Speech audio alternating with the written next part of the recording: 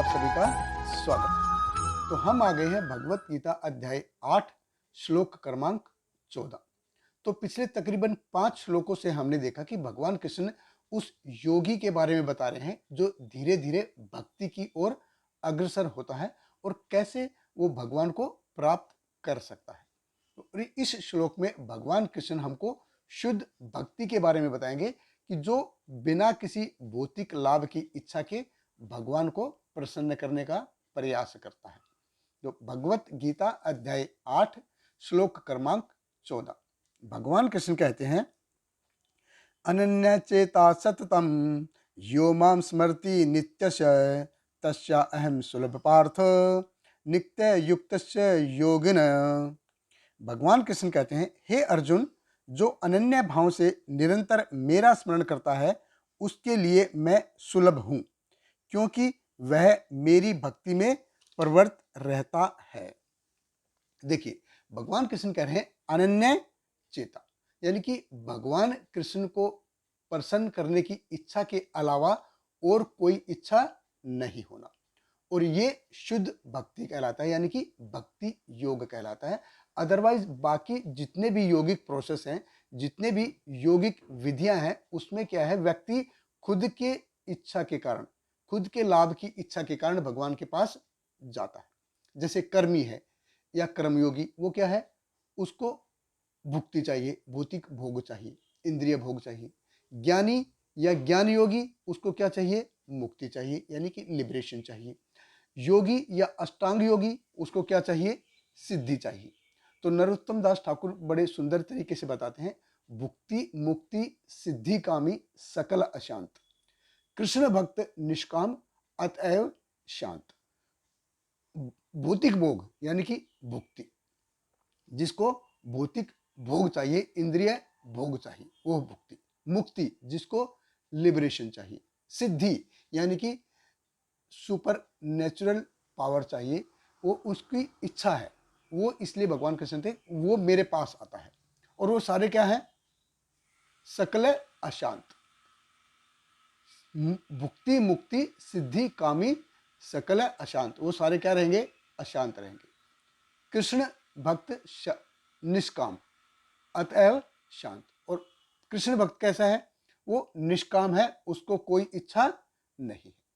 इच्छा काम यानी कि भौतिक लाभ की इच्छा, यानी कि व्यक्तिगत लाभ की इच्छा, जैसे नाम इज्जत शोहरत, ये सब हो जाए इनकी इच्छा। लेकिन जो भक्त है उसको इनकी कोई इच्छा नहीं होती, निष्काम होता है, इसलिए वो शांत रहता है। तो और भगवान कृष्ण कहते हैं अनन्य चेता, ये प्योर भक्ति है, शुद्ध भक्ति। तो इसका अभ्यास होना कैसा चाहिए, कैसा अभ्यास होना चाहिए, सततम, हमेशा हमेशा भगवान की भक्ति। भगवान कृष्ण कहते हैं सततम यो माम स्मृति नित्य से, कि भगवान को हमेशा याद कर।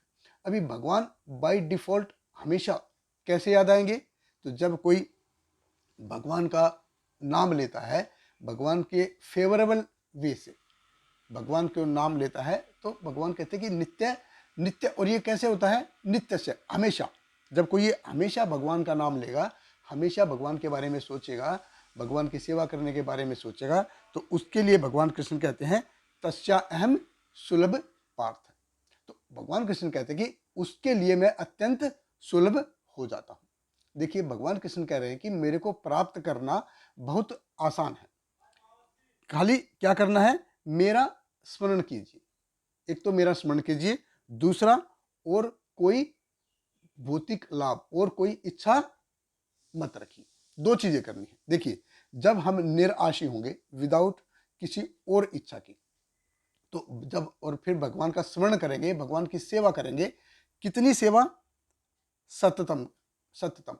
तो भगवान कृष्ण कहते हैं तस्या अहम सुलभ पार्थ। तो भगवान कृष्ण कहते हैं कि मैं उनके लिए बहुत सुलभ हो जाता हूं। तो हम देखते हैं कि भगवान कृष्ण इस अध्याय के श्लोक क्रमांक 5 से स्मरण स्मरण स्मरण स्मरण के ऊपर बहुत ज्यादा जोर दे रहे हैं। और अगर उनका स्मरण करना है तो उसके लिए पहली दो चीजें बहुत ही महत्वपूर्ण है। क्या है वो, एक तो है स्वर्ण दशा और दूसरी है कीर्तन दशा। तो कीर्तन, देखिए जब हम भगवान के पवित्र नाम का कीर्तन करेंगे, हरे कृष्ण कृष्ण कृष्ण हरे हरे, हरे राम राम राम हरे हरे, तो जब हम ये करेंगे, हमेशा करेंगे, तो भगवान का नाम हमेशा हमारे जुबान पे आता रहेगा, हमेशा भगवान का स्मरण होता रहेगा। जब हम भगवान के पवित्र नाम का जप करेंगे, हमेशा हमको भगवान का स्मरण होता रहेगा। तो अगर कोई व्यक्ति किसी के बारे में सोच रहा है, किसी के बारे में बात कर रहा है, तो वो नेचुरली उसके बारे में सोचेगा ही। अगर मैं किसी व्यक्ति के बारे में बात ही नहीं कर रहा हूँ, किसी के बारे में सोच नहीं रहा हूँ, तो मेरे को उसका स्मरण होगा ही नहीं। तो एक वो जैसे कहावत भी है ना, out of sight out of mind. अगर जो नजरों से गया वो दिमाग से भी गया। तो जब हम महामंत्र का जप करते हैं, तब क्या होता है, तब हमारी चेतना में भगवान का नाम धीरे धीरे करके फिक्स हो जाता है। तो और ये हमको जप की इच्छा होगी क्यों? किसी व्यक्ति को भगवान का नाम जपने की इच्छा क्यों होगी? जब हम या कोई व्यक्ति भगवान के नाम, रूप, गुण, लीलाओं के बारे में श्रवण करेगा। तो जब तक भगवान के नाम, रूप, गुण, लीलाओं के बारे में श्रवण करेंगे नहीं, भगवान का जो नाम जप है उसमें इंटरेस्ट होगा ही नहीं होगा।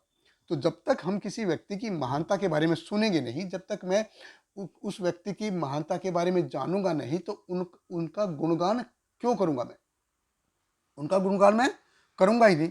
तो इन सब की भगवान का जो स्मरण है, उसकी शुरुआत किससे होती है? उसकी शुरुआत होती है स्मरण से। जब हम भगवान की ग्लोरीज के बारे में, भगवान की लीलाओं के बारे में सुनेंगे, तो ये है स्मरण दशा। तो जब मैं सुनूंगा, तो धीरे धीरे क्या होगा, मैं उनका पवित्र नाम का कीर्तन भी करूंगा। तो ये ऐसे ही है जैसे दूध है। दूध अगर उबलने के लिए गैस पर रख दिया, तो एक समय आएगा वो बाहर निकलेगा ही निकलेगा। तो उसके लिए करना क्या है? सिर्फ दूध को गैस के ऊपर ऑन कर दो और गैस ऑन कर दो। दूध को गैस के ऊपर रख के गैस ऑन कर दो, तो एक टाइम आएगा कि वो दूध बाहर निकलेगा ही निकलेगा ही। तो ऐसा ही है, जब हम भगवान के नाम का स्मरण करेंगे और स्मरण करते करते जब भगवान के नाम का जप करेंगे, हरे कृष्ण कृष्ण कृष्ण हरे हरे, हरे राम राम राम हरे हरे, तो हमको बाय डिफॉल्ट एक समय ऐसा आएगा कि हमको भगवान का स्मरण हमेशा होता रहेगा, अपने आप आएगा। और भगवान कृष्ण कहते हैं कि जब मेरा नाम हमेशा लेंगे, तो मैं उनके लिए बहुत ही सुलभ हूँ। तो देखिए, जब श्रवण और स्मरण करने से, जब इतने भगवान कृष्ण कहते हैं, जब इतना आसान हूँ, इतना सुलभ हूँ, तो फिर ध्यान योग, अष्टांग योग में अपना समय बर्बाद क्यों किया जाए?